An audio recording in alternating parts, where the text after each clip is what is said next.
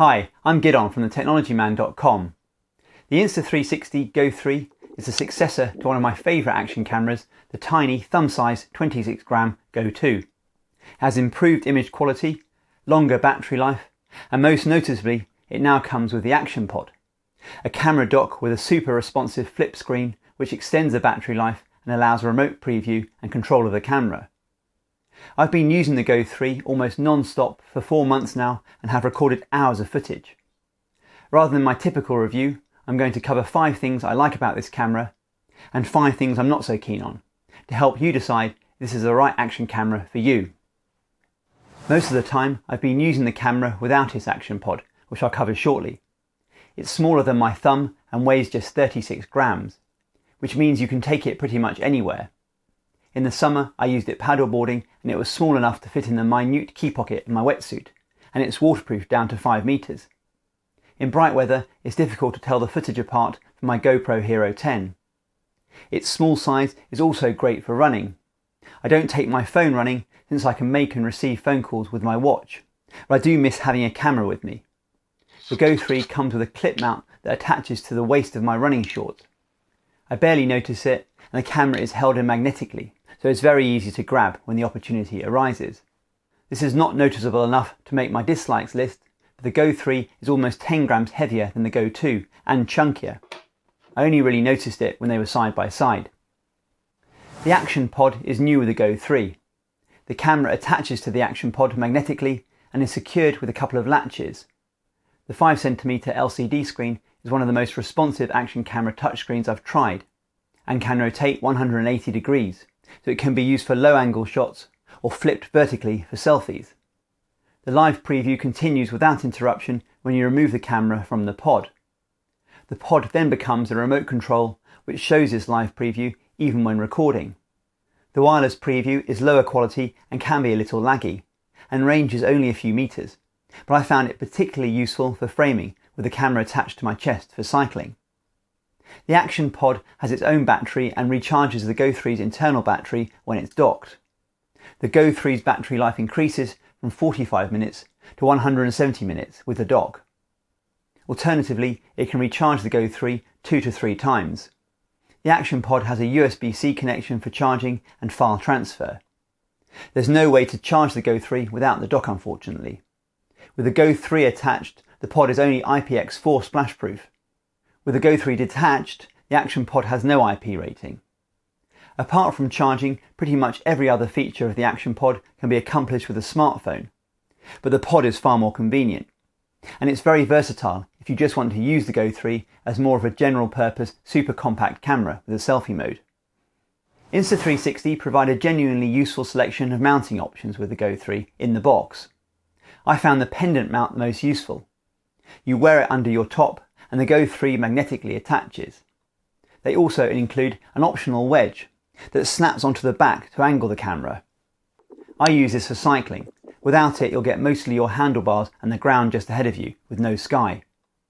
Even if you don't record with it on your chest, it's a convenient place to hold the camera until you need it. The magnet is strong enough to hold it in place even over rough terrain, but it's so easy to grab it off your chest to record a video or take a photo. Even with gloves on, it's far easier than trying to get your phone out of your back pocket. The clip mount is meant for a baseball cap, but I've never used it like that. As I mentioned briefly earlier, I used it clipped to my running shorts, and I've had it attached to my rucksack strap for quick, easy access on walks. The pivot mount has a sticky base that will attach to any smooth surface. When it gets dirty, it can be washed clean. The base also unscrews to reveal a standard 1/4" tripod mount. I've not used the sticky base much, but with the tripod mount I've attached one of Insta360's selfie sticks. This works well with the camera in the Action Pod and the screen flipped, but its dual magnetic latch mount also works with the camera alone, and the friction pivot lets you mount it at whatever angle you want. You do need to be careful it's fully seated in the latched mount. It usually needs a little twist back and forth. One final included mounting option is the magnet on the GO 3 itself. It's very strong, so you can easily attach it to any metal object. I've also got the optional quick release mount with the GoPro fingers, which was handy for attaching the camera to a remote control car to test its image stabilisation, which I'll come back to. There are no less than 10 capture modes on the Go 3. You swipe across the screen to access them. I predominantly use the FreeFrame video mode, which used to be called the Pro Video mode. The big advantage of this mode is you only really need to select the resolution and frame rate. The field of view and aspect ratio can be configured in the smartphone or desktop app after the fact. The Go 3 records an almost circular frame. In FreeFrame mode, you can choose how you want to crop that frame. You have the choice of 16:9, vertical 9:16 or square. In the desktop app, there's also the 4:5 aspect ratio. You can also choose from ultra-wide, action, linear and narrow field of views. There's even a small amount of reframing possible within the confines of the circular capture. Tap and hold on the screen in the app to move the frame around, or drag with a left click of the mouse button in the desktop app. It's super convenient being able to tweak settings in the app, but there are two disadvantages to this mode. Most notably, you have to use the smartphone or desktop app to process your footage before it's usable elsewhere. And the highest quality 2.7K video resolution is not available in this mode, although the 2.7K resolution only supports up to 30 frames per second, and for any sort of action footage you'll want at least 50 frames per second. 50 frames per second is only an option at 1440p, which is available in both the FreeFrame and standard video mode.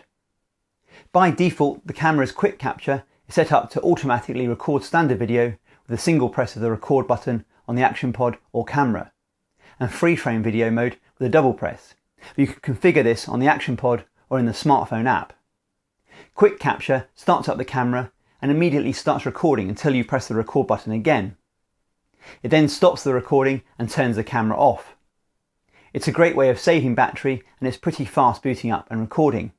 I measured around 5 seconds from the moment you press the record button until you start capturing. You can see for yourself in all the sample footage I've interspersed that for such a tiny camera the footage is remarkably good, in decent light at least. And the smartphone app makes editing your footage very easy. Pretty much every Insta360 camera I've tested has excellent image stabilisation, and the Go 3 is no exception.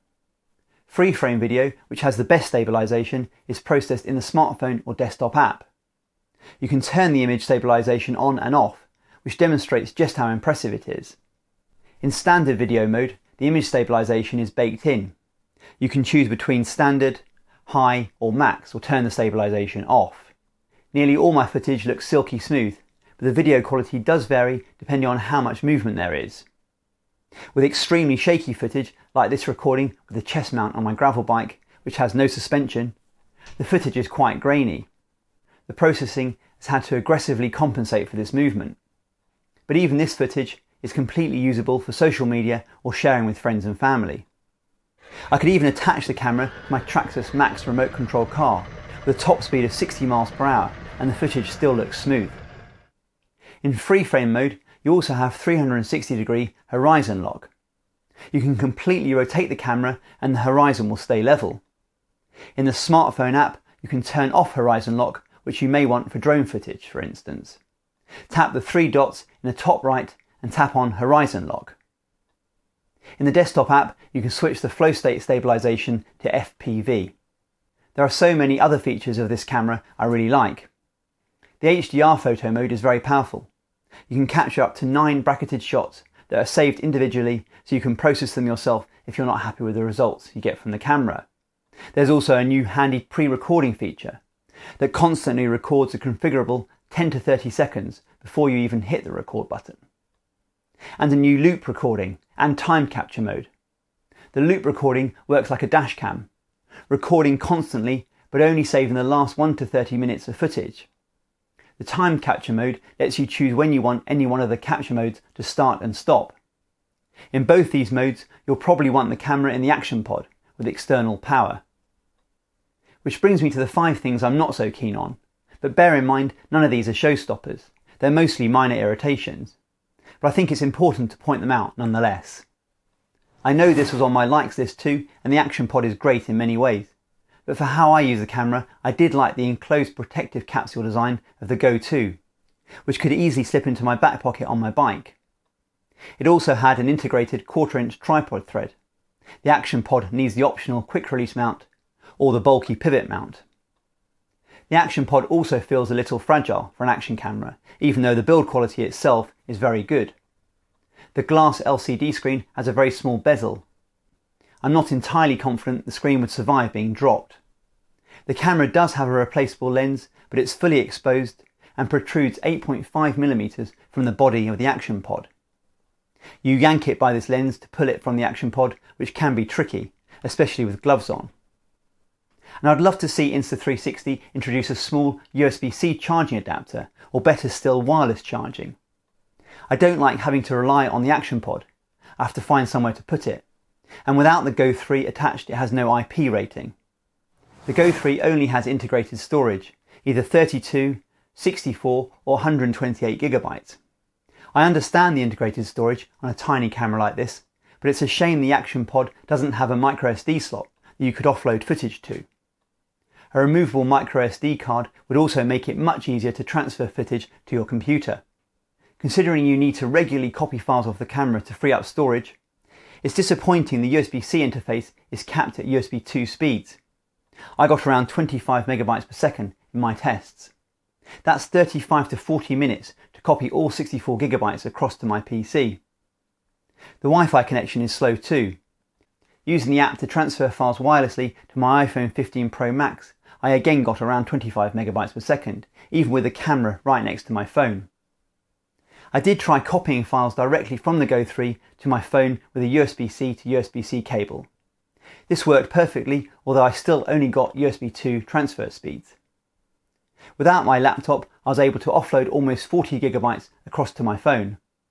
So if your phone has USB-C and a decent amount of storage, this is one way to free up space when you're out and about. If you have cloud storage and a fast internet connection, you could upload these files to the cloud. But as I've said before, I'd love to see Insta360 introduce something similar to GoPro's auto upload cloud service at a similar price. That would be a great solution to the storage limitations of the Go 3. The Go 3 now has two mics, one on the front and one on top, and you can choose between wind reduction, stereo and direction focus. Audio quality is pretty good, but for a camera likely to be popular with content creators, it's surprising you can't use an external microphone. This is a microphone test with the Insta360 GO 3. This is with a slight tailwind. The Insta360 GO 3 is mounted on my chest. This is a microphone test with the Insta360 GO 3. It's an arm length away and there's a slight tailwind. I was really quite impressed with video quality overall, as long as there is sufficient light. But at the price of the Go 3, I have to compare it to other action cameras in the same price bracket. And 2.7K at only 30 frames per second might be rather limiting to some people. And if you're shooting in FreeFrame mode, which I much prefer, you're stuck at 1440p, which as we approach 2024 does feel a little meagre. Still, the camera doesn't overheat even if you leave it recording at maximum quality, and to be honest, I'm not sure higher resolutions would offer much improved video quality with the Go 3's small sensor. You can check the current pricing below, but the 64GB Insta360 GO 3 costs £400 or $400, which is not cheap. That's around the same price as the GoPro Hero 12, which is more rugged, can record at up to 5.3K and has removable storage and batteries. So why would you buy the Insta360 GO 3? I own several action cameras, including several GoPros, but more often than not, I grabbed the Go 3 and the Go 2 before that. Its small size and easy mounting options just make it super convenient. If I'm going cycling with the children, I'm not going to wear my GoPro chest mount just to record a few minutes of action, but I can wear the magnetic pendant under my jersey and snap on the Go 3. And even if I don't record any action footage, I've got an easy to access camera that I can pull off my chest to take a few photos and videos and then snap it back into place. And the capture quality is easily good enough for this. And although the action pod does bump the price up, it does turn the Go 3 into a fully fledged, albeit less rugged, go everywhere camera. I do love how Insta360 innovates. They make my GoPro camera seem a little boring. If you like the idea of the Go 3, but it's a little pricey for you and you don't need the LCD screen, Insta360 appears to still be offering the Go 2 for £300 or $300, which is still a great option. If you're interested, I have a full review of that camera. There'll be a link on screen and down below. If If you want me to compare the Go 3 to Insta360's flagship 360-degree camera, the X3, or the GoPro Hero 12, or any other camera for that matter, please let me know down below. If you already have the Go 3, I'd love to hear what you think of it. What's your favourite feature? As always, if you have any questions, please ask. I read every comment and will do my best to respond. I do hope you found this video useful. Please like the video if you did. I'm releasing videos every week on the latest technology and how to get the most out of it, so please make sure you subscribe. And don't forget to tap the bell icon if you want to get notified as soon as a new video gets uploaded. Thanks for watching.